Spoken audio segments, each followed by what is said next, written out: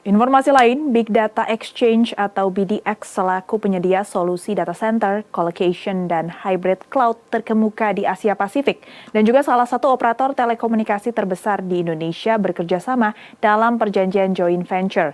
Kerjasama perusahaan-perusahaan besar ini dilakukan untuk memenuhi Indonesia dengan fasilitas pusat data global pada tingkat yang lebih tinggi.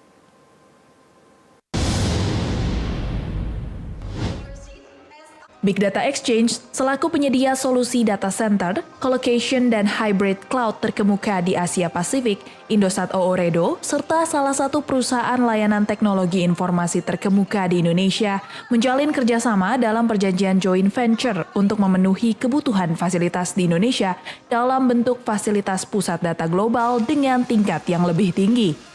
Perjanjian joint venture adalah perjanjian antara dua perusahaan untuk membentuk suatu perusahaan baru yang disebut perusahaan joint venture. Senior VP Corporate Communication Indonesia, Steve Sairang, menjelaskan hadirnya perusahaan data center berkelas dunia di Indonesia akan membuat pengolahan data dari enterprise atau bisnis dapat dikelola dengan baik. Lebih lanjut, ia menyampaikan teknologi yang digunakan adalah teknologi yang paling terkini, yang memungkinkan adanya renewable energy atau energi terbarukan yang membuat data tersebut lebih hemat. Jadi BDX Indonesia adalah perusahaan hasil joint venture antara Indosat Ooredoo Hutchison dan Lintas Arta dan BDX.